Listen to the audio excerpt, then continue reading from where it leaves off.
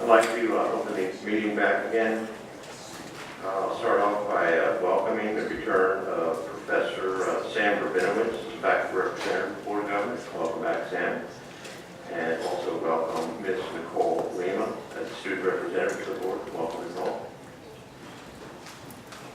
Now, our next item is the induction of members of the Board of Governors. And I'd like to ask Mr. William Best to approach the podium with the microphone and call on Mr. John Hoffman, Senior Vice President and General Counsel and member of the Bar of the State of New Jersey, to administer the oath of allegiance in office.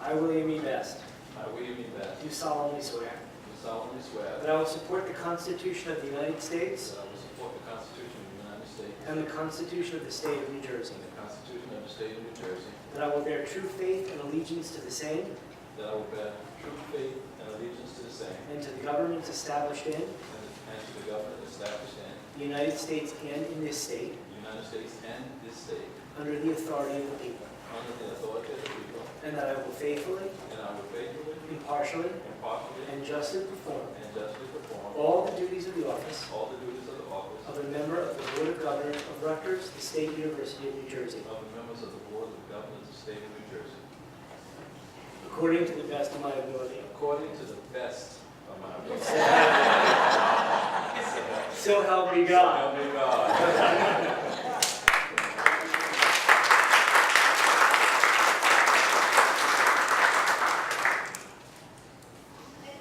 Next, I'd like to call on President Borchi to give us some remarks. Thank you, Mr. Chairman. I'm going to be very brief today because we have so many important things on the agenda. Let me mention just 2 or 3 items and then we'll move on. First, I want to report that we've received our official accreditation from the Middle States. I gave you the interim report, but last month the Middle States reaffirmed our accreditation for the next 9 years with high praise from Rutgers. That's as far as they could go. And I just want to thank again Barbara and the whole team that worked on this. It's very, very high accomplishment.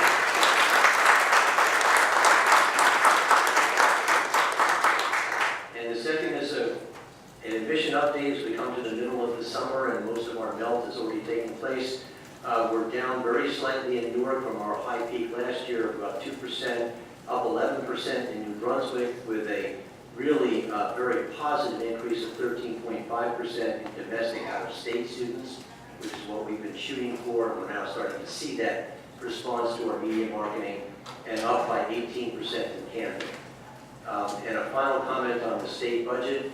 The Chancellor has been working with Pete and the staff to secure funding in the budget for their areas, and I'm delighted to see that we have, in addition to the appropriation, line support for the Agricultural Experimental Station, which is given some additional funding for the expansion of the School of Engineering. The first ever appropriation for the NJ STEP program, managed by Rutgers Newark, the Prisoners to Workforce degree, and funding to develop a state-of-the-art business school facility at Rutgers Camden. So we're delighted to see those things in. We're also grateful that funding for EOF and TAG has increased with this budget. And we are, of course, grateful to the legislature and the governor for continuing our appropriation, noting that it is essentially flat again to last year, and just pointing out the obvious from the point of view of what we're going to talk about today, that over the period since 2014, just the last few years, that actually translates into a 6% decline in support for Rutgers. So we are continuously having to find ways to plug that gap in addition to all the other resource gaps that we have on the table in front of us. And with that, I will close my comments and I'll pass it back to you. Thank you, President Borchi. I'd like to call Mr. Roper for his report on the Committee on Academic Student Affairs. Thank you, Mr. Chairman. My report will also be relatively brief. Committee met on July the 11th by teleconference. At that meeting, Rutgers University Newark Chancellor Nancy Cantor presented for the committee's consideration the name change transferring of the Faculty of Arts and Sciences, Newark, to the School of Arts and Sciences, Newark. The change will align the Arts and Sciences name with the other schools at Rutgers University, Newark. She stated that no structural change was being proposed, and the Newark College of Arts and Sciences and University College, Newark, will remain degree-granting units under the auspices of the School of Arts and Sciences, Newark. The committee agreed to recommend to the Board of Governors approval of the resolution under the consent agenda. Second, Dr. Felicia McGinty, Rutgers University, New Brunswick, Vice Chancellor for Student Affairs, presented for consideration revisions to the University Policy 10.2.11, the Code of Student Conduct. Following the discussion, the committee agreed to endorse the recommended changes to the code and move forward to the Board of Governors for approval of the resolution under the consent agenda. Mr. Chairman, that concludes my brief report. Thank you, Mr. Roper. Now, call Mr. Anderson to give a report on the Committee on Finance and Facilities. Thank you, Mr. Stewart. The Board of Governors Committee on Finance Facilities, as you know, plays a crucial role in the university's annual budget process. The proposed budget was presented in detail by the university administration and discussed by the committee at its July 11 meeting. Committee members analyzed and questioned the budget assumptions in order to understand and endorse the proposed budget and the administration's recommendations for tuition fees, room, and board rates for the upcoming academic year. Following an introduction on the budget process from Executive Vice President Gower, Vice President for Finance and Budget Detloff, presented for endorsement a proposed resolution to approve the university's consolidated budget of $4.3 million for fiscal year 2018-2019. She explained the key revenue and expense items that resulted in variance from the fiscal year 2018 budget. In addition to the total university budget, the presentation included detailed budget breakdowns for each of the 4 chancellor units and central administration. Now call on Vice President Detloff to review the key points from that budget presentation. Briefly.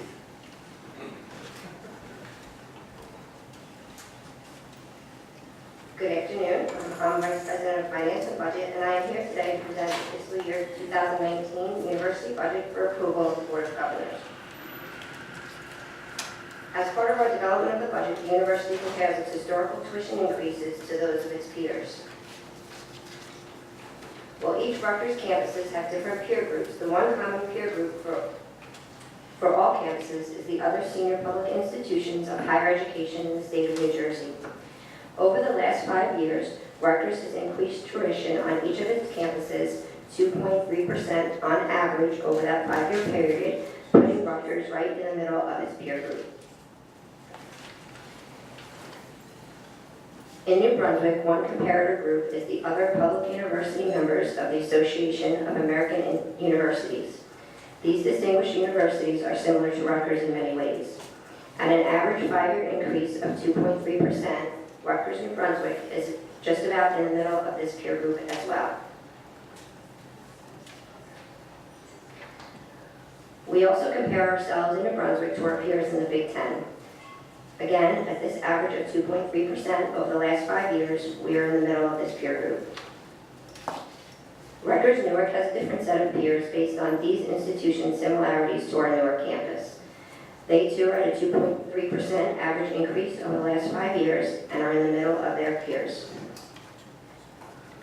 As with our other campuses, Camden identifies with its own set of peers and is in the lower half of increases over the past 5 years in this group of institutions. This is a display of our room and board rates for housing and dining on each of our campuses. The New Brunswick rate represents a standard double occupancy in the residence halls, while in Camden and Newark, these are for suite-style accommodations, and that's because most of our incoming students on those 2 campuses live in suite-style accommodations. So what has been discussed so far related to tuition and fees has been what I refer to as the sticker price. Those costs are important as they are those separately reported publicly to ensure consistency in reporting across all institutions, and it allows Rutgers to benchmark ourselves against our peers. However, there are many ways, as indicated on the slide, that that the sticker price is reduced for a large portion of Rutgers students so they and their families pay less out of pocket, particularly because New Jersey is considered a high-aid state. This shows the percentage of students on each campus that receive various types of aid, both need-based and merit aid. For need-based aid, this chart includes grants, loans, and work studies, and none of these sources are mutually exclusive, so many of our students receive many different types of assistance. Overall, university-wide, when all types of aid are considered, 70% of all our undergraduates receive some type of aid. So this slide enables us to look at what this means for an incoming in-state student who receives some type of aid. On average, what a student who receives aid actually pays on each location is displayed above. So for reference, total cost includes not only tuition and fees, but also room and board and some other expenditures. So for example, while the New Brunswick published rate for total cost is over $29,000, on average, a student receiving aid is paying about $16,000. So they pay just about 54% of the total cost, while in Newark and Camden, a student who's receiving some type of aid on average pays less than 50% of total costs. When we look at this for our incoming students who commute, whose family income is below $48,000, the data is remarkable. In New Brunswick, this cohort of students, on average, pays $267 a year towards tuition and fees. In Newark and Camden, tuition and fees are completely covered, with some aid remaining to go towards other costs such as transportation and books. So now we will start with fiscal year 2019 tuition and fees. So you see that the university benchmarks our tuition increases against our peers. We ensure access and affordability through many different types of aids, but we must also consider what lays ahead on the expense side to continue to provide a high-quality education to all Rutgers students. Rutgers uses the Higher Education Price Index as a tool, or HEPI, is similar to the Consumer Price Index, but it's specific to higher education. It considers things such as salaries for faculty, administrative employees, clerical employees, as well as service employees, our fringe benefit expenses, utilities, supplies, materials, and other miscellaneous services. In fiscal year 17, the HEPI was 3.7% and has had an average growth of 2.5% over the last 3 years, while Rutgers' average tuition increase was 1.95% over that same period of time. Also worth noting is that the HEPI figure of 3.7% was for last year, and that has been proving to be a low year. So currently our indicators for this fiscal year, like the first 6 months of the calendar year, are indicating a much higher rate of increase. So therefore, the HEPI that we're looking at is an underestimate of cost increases that we'll be exposed to in the next fiscal year. Given all of these factors as well as others, the university is recommending a 2.3% increase in tuition and mandatory fees, with a 1.9% increase in housing and a 2.25% increase in dining.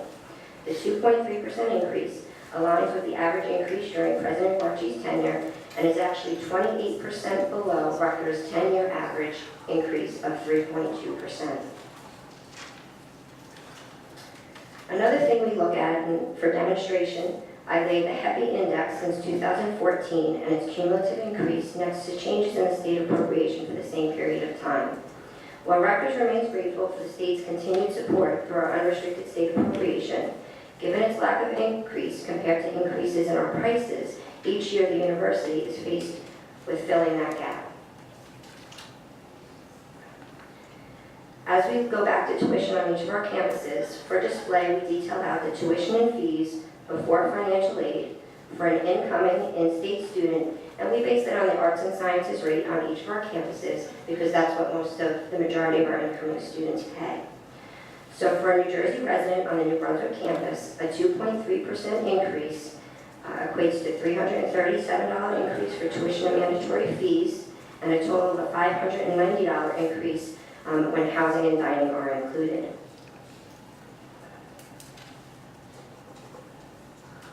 For a Newark student who commutes, which is over 85% of the Newark population, the dollar increase will be $325 and $596 with housing and dining. So if we relate that back to our conversation earlier about sticker price, these increases are before aid is applied. So in Newark, a student would pay about 48% of this based on our current financial aiding strategy. Camden's increase in tuition and mandatory fees is $335, and this will apply to approximately 85% of the students on that campus who also commute. For those who live and dine on campus, it is a $578 increase when housing and dining are included. And again, this is before financial aid is applied, so the same financial aid strategy, those who receive aid would pay less than 50% of this increase.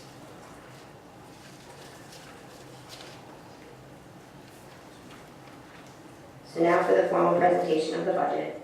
Under the endorsement of the Finance and Facilities Committee, University leadership presents a $4.3 billion fiscal year 2019 budget for approval of the Board of Governors.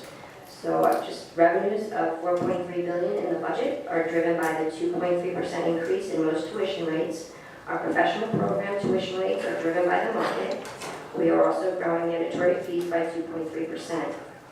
In our budget, we consider the growth in tuition rates as well as the overall increase in enrollment, driving our primary increase in our total tuition and fee revenue. Housing and dining increases are also considered at 1.9% and 2.25% respectively, and that does keep the total cost of attendance for a typical New Jersey resident on each of our campuses at about 2.18%. Expenses are budgeted at $4.4 billion. They are primarily driven by salaries and our associated fringe benefits for current employees, as well as growth in programs, together with a focus on access and affordability for all Rutgers students while still providing an excellent education. Planned fund transfers of $25 million and use of prior year net assets of $49 million round out the fiscal year 2019 budget. Our presentation for approval includes the budget detailed by each campus, laying out revenues, expenses, and transfers for each campus on the following two slides.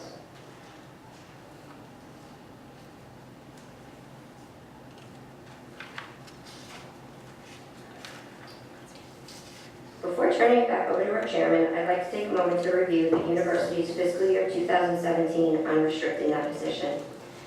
As presented in the open hearing on tuition and fees in April, but worth mentioning again today, is that the perception that Rutgers is flush with cash, having millions of dollars to spend on operations, is just not true. By presenting the data today, clarifying definitions, and explaining some nuances, I hope to make that clear. Unrestricted funds are just not the same as uncommitted funds. However, based on those definitions required by generally accepted accounting principles, Rutgers reported an unrestricted net position of $784 million in our fiscal year 17 audited financial statement.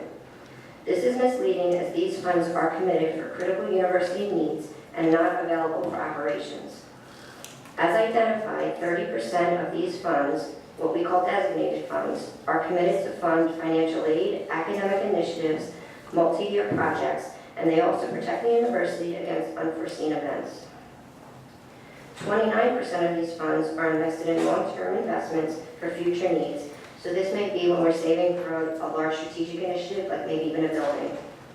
Capital improvements make up 21% of the unrestricted net position. So in corporations, deferred maintenance is a required budget line item. We don't do that at the university, therefore we must set aside resources to take care of these needs as they occur. Faculty funds are those funds held by faculty and committed to individual faculty members to support their research and academic initiatives. Student services are funds held by units such as student affairs, recreation centers, and other student areas used in later years for their strategic initiatives or unforeseen expenses.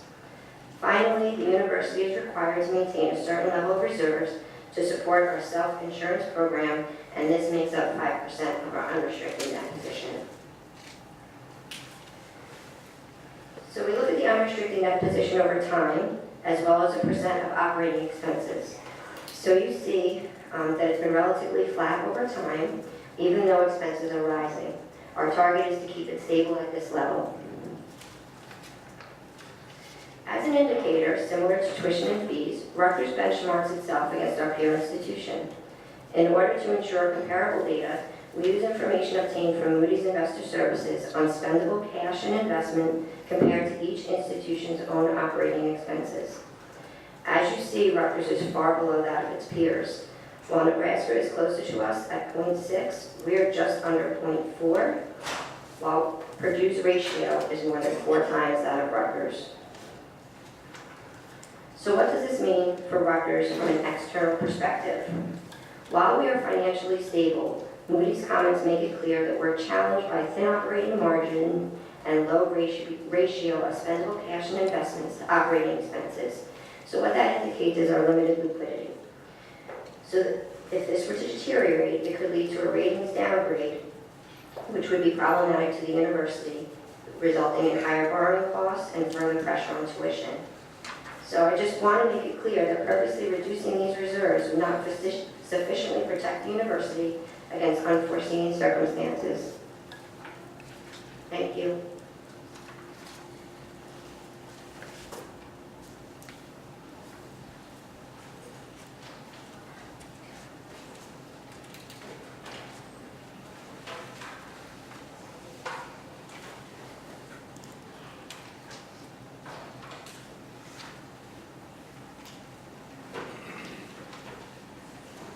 Thank you, Ms. Etloff.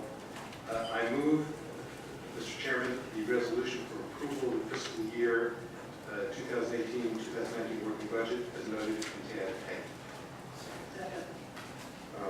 Before we do that, we have some individuals that would like to speak on the topic.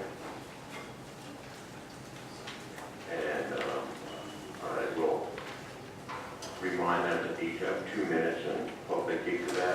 First one is Ari Walter, graduate student, Department of Physics and Astronomy. Okay. Members of the board, thank you for letting me speak here today. With regard to a discussion of the budget for the next fiscal year, I would like to bring to your attention the recent development of the funding situation for the PhD candidates in the physics department and how it impacts the quality of education and research.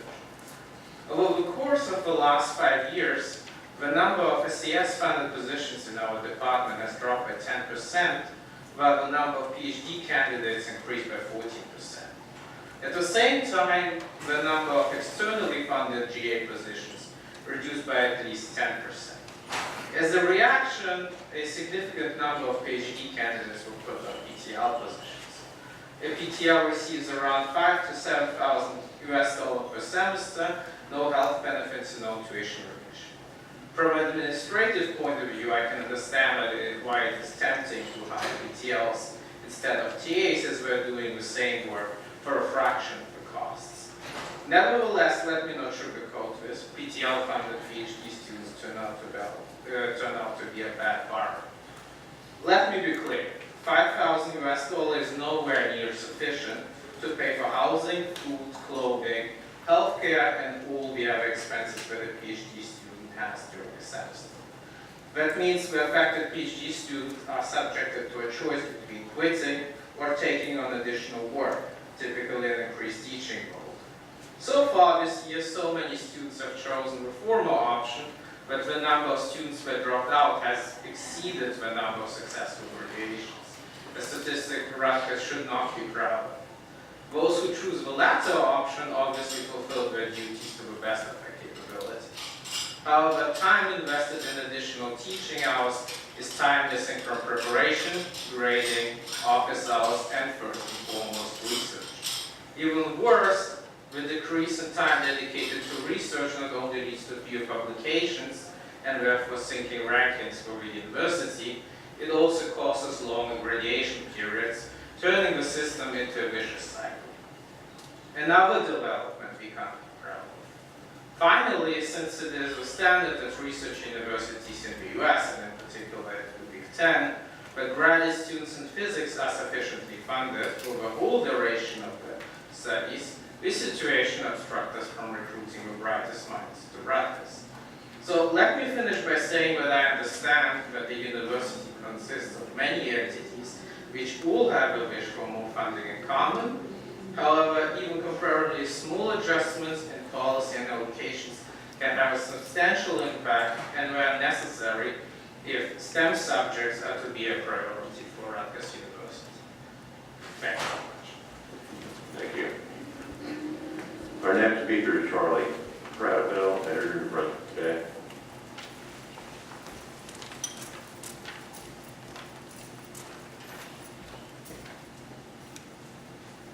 Good afternoon, members of the board. I am Charles Cradaville, editor of New Brunswick Today. I'm a proud alumnus of this great university and a proud resident of this great city of New Brunswick.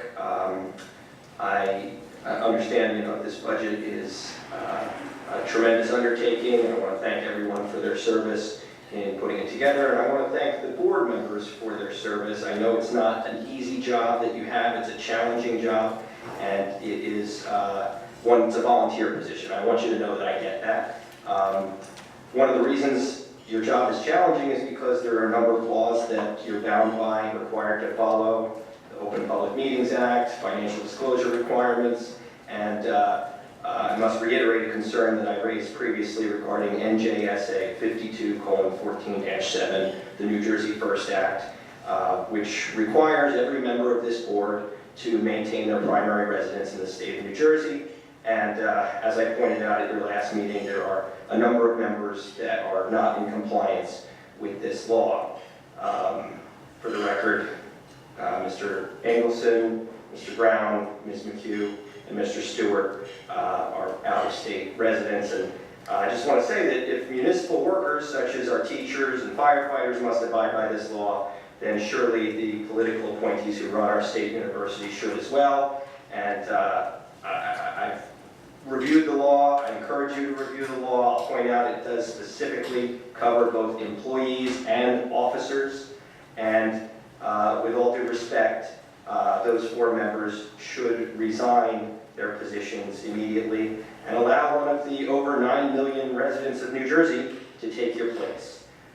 Or if you wish to serve on this board again, you should resign, move to New Jersey, better yet, move here to the great city of New Brunswick, and then apply to serve another term. So thank you for the opportunity to speak, and I hope you do the right thing. This matter is in litigation. I understand that you retained counsel, but the response I received did not have any meritorious defense, and rather than drag this out with procedural arguments, just review the law, do the right thing, follow the law, and please resign your positions. Thank you. Our next speaker is Professor David Hughes, Professor of Anthropology, Vice President of Rutgers AUPAFD Faculty Union. Thank you very much. The faculty, and in fact 20,000 workers at this university are working without a contract now because we are a long way away from settling on what is good for higher education and good for our members. But I'm not going to talk directly about that. I want to address a couple of points that Ms. Detlove made. First, on the financial aid. If you look carefully, you would notice that 46% of the aid provided to our students is loans, and another 8% or so, maybe off of a single-digit number, is in work study. So loans do not lower the price of Rutgers. Loans, in fact, to the extent that they bear interest, raise the price of Rutgers. Loans do not enable our students to succeed. They saddle our students with a portion of $1.5 trillion of debt that this generation faces, and their families as well. So I would reject the characterization of this environment as a high aid environment. It's a high debt environment created by tuition increases like the one you're considering today. The other point I'd like to address from Ms. Detlove's presentation is the overall sense that we are a financially strapped institution. That's not true, and everybody knows it's not true for 3 reasons. The first, which she did address, is the $800 million of unrestricted reserves, which, and this is a terminology that I do accept, which the administration has committed and is continually committing to things other than making Rutgers an affordable institution for the people of New Jersey. It's not even spending the money, but it's committing it to things that you are more committed to than making this institution affordable. So that money is available, and you're spending it, or really holding it, the verb you used was holding that money for something that you consider more important. The second reason we know that there's money available is that there's a large dumpster in a parking lot in Piscataway, which the athletic department threw $47 million into last year. I don't know how much they're going to throw into it this year, but there's a lot of money available for things that don't seem to do a great deal of good for the education of our students. Third reason we know there's money available is that Moody's said it. And if you read that report fully, rather than trusting this debt loss characterization, you do have a way of making good news sound like terrible news. The report says, Rutgers' balance sheet reserves will continue to provide a good financial cushion for operations. So there's a financial cushion. I would say it's much larger than $25 million. But you're asking this generation of students to pay $25 million more than they paid last year. That's what the 2.3% is. And you're asking them for reasons that remain entirely unclear to the people in this room and to the people of New Jersey, and above all to our students and workers at this campus. The least you can do is try to explain that. Every time you try to explain that, you actually make the situation look worse because you show that you are not committed to higher education in New Jersey. Okay, back to the resolution at hand. Can I get a second? All in favor? Any opposed? Any abstentions? Motion carries. Thank you, Mr. Stewart. Ms. Neftoff then presented for endorsement proposed resolutions to set tuition, mandatory student fees, room rates, board rates for fiscal year 2018-19. These include proposed tuition increases of 2.3% for typical undergraduate programs, proposed fee increase of 2.3%, proposed increases to housing and room rates and residence education fees of 1.9%, and proposed increases to dining board plan of 2.25%. Tuition rates for other academic programs are identified in the table under tab B. Mr. Chairman, I move the resolution for approval of tuition rates for fiscal year 2018-19 as noted in tab B, mandatory student fees noted in tab C, room and board rates along with residence education fees as noted in tab D. Thank you, Mr. Chairman. Can I get a second? All in favor? Aye. Any opposed? Any abstentions? Motion carries. Ms. Bramwell presented for endorsement the proposed resolution to approve the Rutgers Health Group budget of $917 million for fiscal year 2018-19. Budget is consolidated into the university's working budget. Mr. Chairman, I move the resolution for approval of the operating budget for fiscal year 2018-19 for Rutgers University Health Group as noted in tab E. Can I get a second? All those in favor? Any opposed? Any abstentions? Motion carries. Thank you, Mr. Chairman. Mr. Calcado presented a proposed resolution to rename Alumni Field at Rutgers University, Newark to honor Mr. Frederick Douglass, coinciding with the bicentennial of his birth. Mr. Calcado recounted the remarkable achievements of Mr. Douglass and his impact on society at large. I move the resolution for approval to rename the Alumni Field to the Frederick Douglass Field at Rutgers University, Newark, as noted in tab. All those in favor? Any opposed? Any abstentions? Motion carries. Mr. Calcado then reviewed information on the redevelopment of 155 Washington Street at Rutgers University, Newark, noting the high-level terms of the agreement as well as details regarding the ground lease of the property. Resolution authorizing negotiation and execution of agreements in connection with this redevelopment is included with the consent agenda. Mr. Calcado then presented for endorsement the proposed resolution authorizing transfer of real property and the execution of related documents in connection with the Halls Mill Road realignment in Monmouth County. The university is receiving appropriate compensation for the property. I move the resolution as approval as noted in tab G.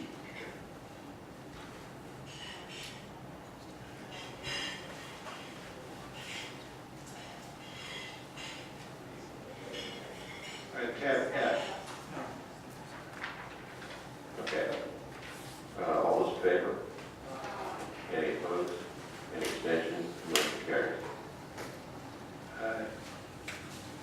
Mr. Calcato informed the committee about a project to replace Rutgers identification cards for faculty, staff, students, and guests. He also discussed pending property acquisition.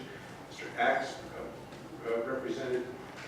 presented the annual review of the capital financing plan, reviewing recent and upcoming capital projects and their respective financings. Mr. Gower referred to the report for financial results through May 31, 2018, and he gave a status report on the initiative to review and validate financial and demographic data for all active and expired sponsored projects. Mr. Chairman, that concludes my report.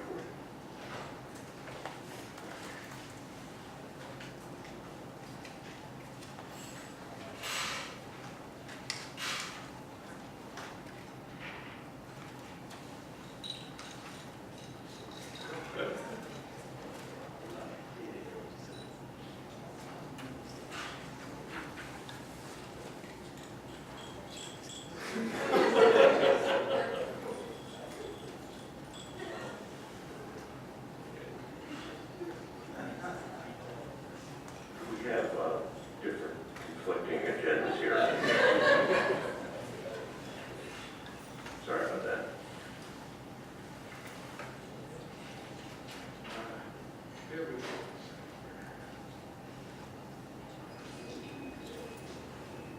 I should be good. Okay, I think, yeah, so moving on to the consent agenda, are there any items that the members want to remove from the consent agenda? Hearing none, on recommendation, the Committee on Academic and Student Affairs and the Committee on Financial Facilities, I move that the board approve the items contained in the consent agenda. All those in favor? Any opposed? Any abstentions? Carries. Thank you.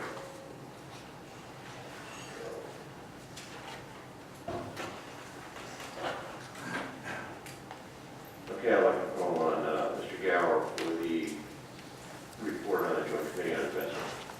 Thank you, Mr. Chairman. The Joint Committee on Investments met on June 28 to consider two investments, one to a private real estate manager, another to a private real assets manager. After consideration of these two investments within the context of the long-term investment pools, asset allocation, long-term target allocation, the recommendations were approved, and that concludes my report. Thank you. Is there any old business? Is there any new business? Can I get a motion to adjourn the meeting? All those in favor? Any opposed? Motion carries.